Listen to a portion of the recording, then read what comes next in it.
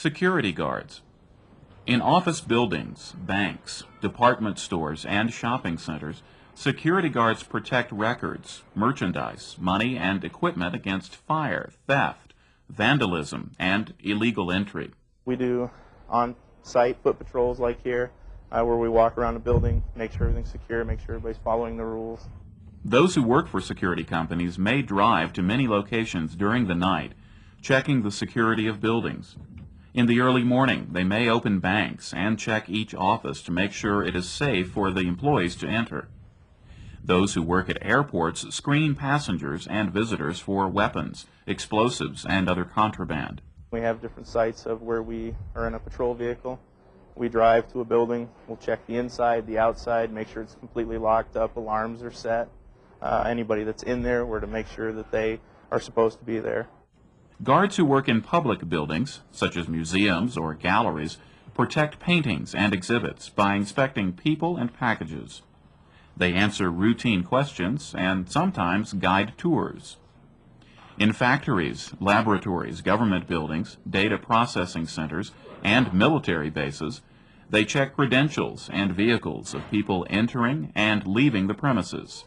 Their duty there is to protect valuable property or information, including new products, computer codes, or defense secrets. I'm planning on going into law enforcement, either federal or local, so I figure this would provide me with some sort of a background for that type of work. Security officers may work at social or sporting events, conventions, or other public gatherings, providing information, helping with crowd control, and preserving order. Many guards spend considerable time on their feet patrolling their areas of responsibility. Others are stationed indoors where they monitor electronic security and surveillance devices. Well, in terms of challenge, I mean, getting a call that the burglary alarm has gone off in a business, I mean, getting there as quickly and as safely as you can, surveying the exterior, determining if in fact that it is a true burglary, and just being prepared for that's interesting and challenging, I think. Many guards work alone and at night, which can be hazardous if something goes wrong. Although most work is routine, they must be vigilant for threats to themselves and the property they are protecting. We are still civilians, we're not police, but if I see a crime happen and I call the police and the police say they're on the way, I can use any means necessary to hold the person. Employers prefer security guards to be high school graduates. Prior work experience, even outside the field, is usually necessary, as well as having a driver's license. They must be at least 18, have no convictions for perjury or acts of violence, pass a background check, and complete classroom training.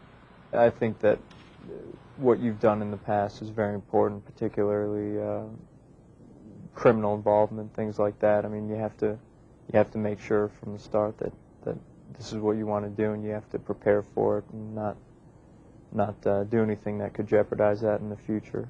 Applicants should have good character references, good health, including hearing and vision, and be neat, friendly, and dependable. They should be mentally alert, emotionally stable, and physically fit. Some employers require polygraph examinations and drug screening. Typical job duties might include inspecting a bank before allowing employees to open for business, checking that an office building is locked and secure after business hours, watching surveillance cameras for unusual occurrences, and guarding a display of gemstones at a museum exhibit. Earnings can vary from $6 to $20 or more per hour, depending on experience and the job. The recommended education and training includes a high school diploma or its equivalent, as well as on-the-job training, which may include training in protection, public relations, report writing, crisis deterrence, and first aid. Experience in the military police or other police departments, and special instruction in firearms use is very beneficial. Most states require that security officers be licensed.